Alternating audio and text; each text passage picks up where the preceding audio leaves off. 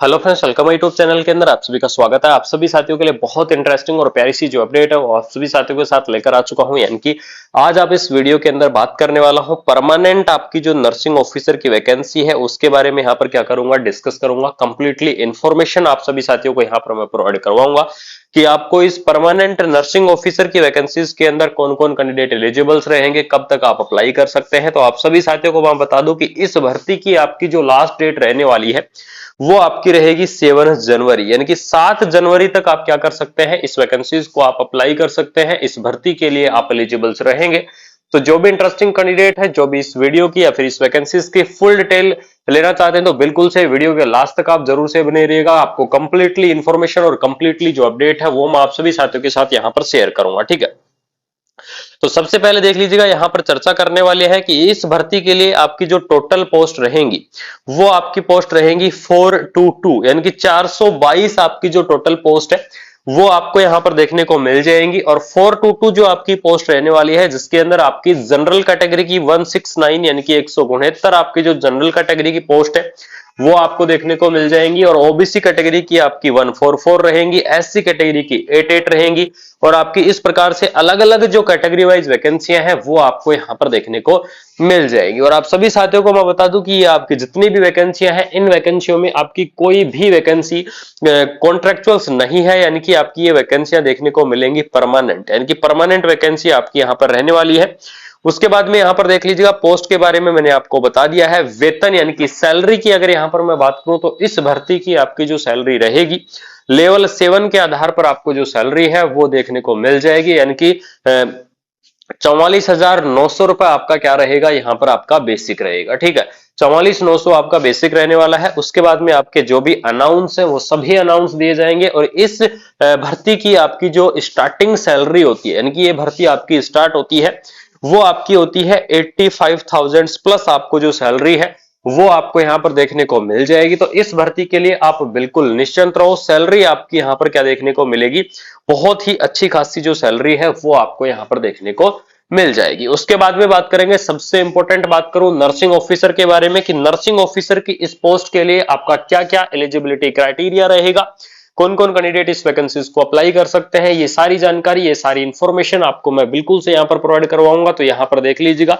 अगर मैं बात करूं कि नर्सिंग ऑफिसर की इस पोस्ट के लिए कौन कौन कैंडिडेट एलिजिबल्स रहेंगे, तो जो बीएससी हॉर्न्स नर्सिंग है, यानी कि जिन्होंने बीएससी हॉर्न्स कर रखा है वो कैंडिडेट भी क्या कर सकते हैं, इस वैकेंसीज को अप्लाई कर सकते हैं। बीएससी नर्सिंग वाले जो कैंडिडेट है वो भी इस वैकेंसीज को अप्लाई कर पाएंगे। पोस्ट बीएससी नर्सिंग जो कैंडिडेट है वो इस वैकेंसीज को अप्लाई कर सकते हैं। और इंटरेस्टिंग है तो एमएससी नर्सिंग जो कैंडिडेट है वो भी क्या करेंगे, अप्लाई करेंगे। यानी कि BSc nursing, post BSc nursing और जो एमएससी नर्सिंग है वो कैंडिडेट अप्लाई करेंगे बिना कोई एक्सपीरियंस के। सबसे इंपॉर्टेंट चीज ध्यान रखना, बिना कोई एक्सपीरियंस के ये कैंडिडेट हैं ये अप्लाई करेंगे। लेकिन जो जीएनएम वाले कैंडिडेट है, यानी कि diploma in the general nursing midwifery, यानी कि जो जीएनएम वाले कैंडिडेट है उन साथियों को मैं बता दूं कि जो जीएनएम वाले कैंडिडेट है उनको आपको देना होगा एक्सपीरियंस। और मिनिमम आपका 2 ईयर का जो एक्सपीरियंस है वो आप सभी साथियों को यहां पर क्या करना होगा, प्रोवाइड करवाना होगा। जीएनएम वाले कैंडिडेटों को 2 ईयर का आपका एक्सपीरियंस यहां पर देना होगा, ठीक है। मिनिमम आपका 50 बेडेड हॉस्पिटल का एक्सपीरियंस रहेगा। 2 ईयर का आपका जो एक्सपीरियंस है वो आपको देखने को मिल जाएगा।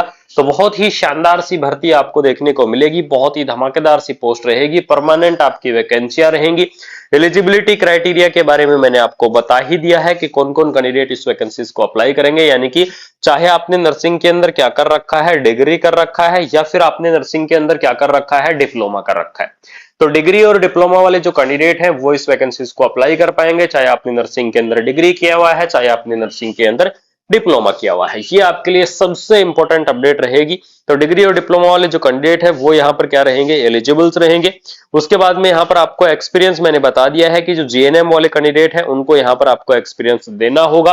बात कर लेते हैं यहाँ पर सबसे इंपॉर्टेंट बात की यहाँ पर एज की जो लिमिट है वो आपकी क्या रहेगी, यानी कि कौन कौन कैंडिडेट इस वैकेंसीज के लिए एलिजिबल्स रहेंगे और मिनिमम और मैक्सिमम एज लिमिट आपकी क्या रहेगी, ठीक है।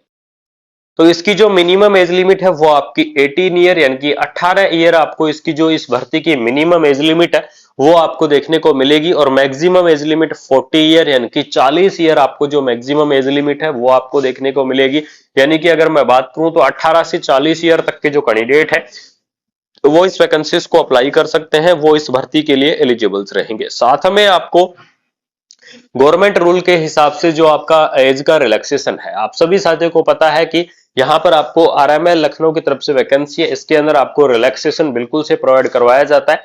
तो गवर्नमेंट रूल के हिसाब से जो आपका एज का रिलैक्सेशन है वो आपको यहाँ पर जरूर से देखने को मिलेगा, और अलग अलग कैटेगरी वाइज आपका रिलैक्सेशन रहेगा।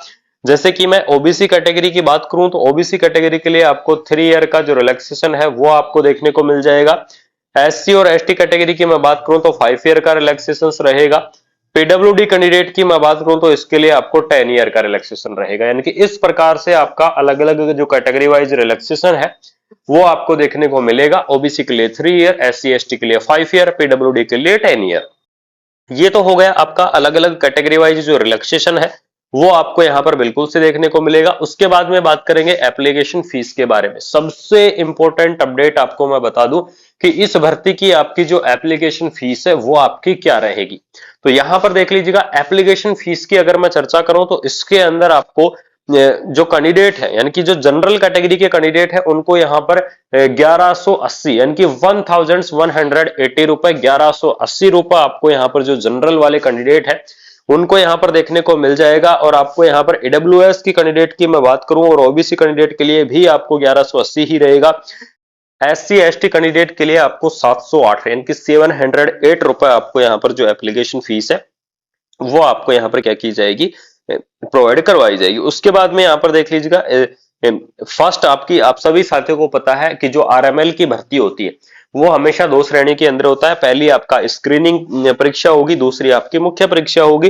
यानी कि आपका अलग अलग आपका यहाँ पर क्या कर दिया गया है, जो आपका प्रोसेस है वो निकाल दी गई है। 2 स्टेज के अंदर पिछली भर्ती हुई थी, वो भी आपकी 2 स्टेज के अंदर ही हुई थी। और मैं एप्लीकेशन फॉर्म की बात करूं कि इस भर्ती के लिए आप एप्लीकेशन फॉर्म कहां से अप्लाई कर पाएंगे, तो एप्लीकेशन फॉर्म के लिए आपको इसकी ऑफिशियल वेबसाइट को विजिट करना होगा। और इसकी जो ऑफिशियल वेबसाइट है www.drrmlims.ac.in, इसकी जो ऑफिशियल वेबसाइट है वो आपको देखने को मिल जाएगी। एप्लीकेशन फॉर्म भी आपको इसकी ऑफिशियल वेबसाइट से भरे जाएंगे। बाकी आपकी जितनी भी अपडेट है सभी अपडेट आपको इसकी ऑफिशियल वेबसाइट से ही यहाँ पर देखने को मिल जाएगी, ठीक है। और आपको मैं बता दूं कि ऑनलाइन एप्लीकेशन फॉर्म फिलअप होंगे। कंप्लीटली अपडेट मैंने आपको बता दी है, कंप्लीटली इंफॉर्मेशन मैंने आपको बता दी है।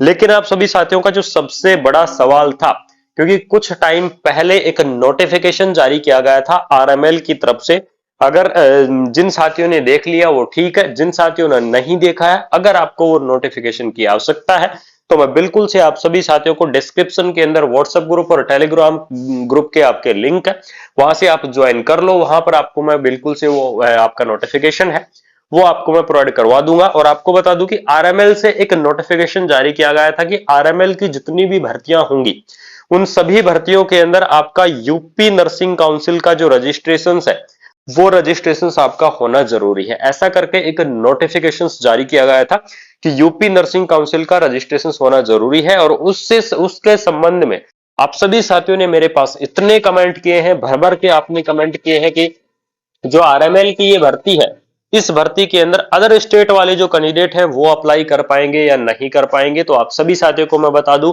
कि अदर स्टेट वाले जो कैंडिडेट हैं वो बिल्कुल से अप्लाई कर पाएंगे। आपको यहाँ पर 3 मंथ का जो टाइम है वो आपको यहाँ पर मिलेगा। किसके लिए? अपना जो रजिस्ट्रेशन चेंज करवाने के लिए आपको 3 मंथ का जो टाइम है वो आपको मिलने वाला है। आपको 3 मंथ के अंदर अपना जो रजिस्ट्रेशन है वो आप यहाँ पर क्या करवा लें, बिल्कुल से आप चेंज करवा लें। ये आपके लिए सबसे बड़ी अपडेट थी। तो जिन कैंडिडेटों को ये डाउट था कि अदर स्टेट वाले कैंडिडेट अप्लाई कर पाएंगे या नहीं कर पाएंगे, तो हम आप सभी साथियों को बता दूं कि बिल्कुल से आप अदर स्टेट वाले जो कैंडिडेट है वो यहाँ पर इस वैकेंसीज के लिए एलिजिबल्स रहेंगे।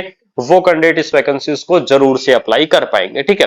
तो आप सभी साथियों का ये सबसे इंपॉर्टेंट डाउट था जो कि आपको क्लियर करना बहुत ही जरूरी था। तो बिल्कुल से जो भी कैंडिडेट है चाहे वो अदर स्टेट से हो, इस वैकेंसीज को जरूर से अप्लाई कर सकते हैं। आरएमएल की इस भर्ती को आप अप्लाई कर सकते हैं, क्योंकि आपका जो ये सबसे बड़ा डाउट था ये क्लियर करना बहुत ही जरूरी था। और इसी के संबंध में मैंने आपको जो कंप्लीटली इंफॉर्मेशन है वो मैंने आपको बता दी है, कंप्लीटली अपडेट मैंने आपको बता दी है। और ये आपके लिए सबसे इंपॉर्टेंट रहेगी कि आपके लिए जो ये डाउट था वो मैंने क्लियर कर दिया है। अगर आपका फिर भी कोई डाउट है या फिर आप अगर वो नोटिफिकेशन चाहते हैं तो बिल्कुल से आप कमेंट बॉक्स के अंदर कमेंट कर सकते हैं। आप सभी साथियों को मैं वो नोटिफिकेशन प्रोवाइड करवा दूंगा, वो आपको अपडेट में प्रोवाइड करवा दूंगा। तो ये आरएमएल की भर्ती थी जिसके बारे में आपको कंप्लीटली इन्फॉर्मेशन, अगर आपको इन्फॉर्मेशन अच्छी लगी, अगर आपको अपडेट अच्छी लगी, तो आपको वीडियो को क्या करना है, शेयर करना है, यानी कि अपने दोस्तों के अंदर वीडियो को ज्यादा से ज्यादा शेयर कर दो, ज्यादा से ज्यादा वीडियो को फैला दो।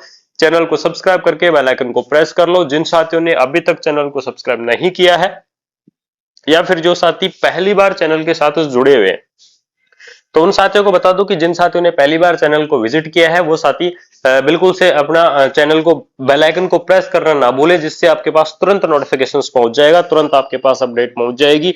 यही आपके लिए शानदार सी अपडेट थी। तो वीडियो को शेयर करना, चैनल को सब्सक्राइब करना। मिलते हैं कोई नई अपडेट के साथ, कोई शानदार सी इंफॉर्मेशन के साथ। Thank you so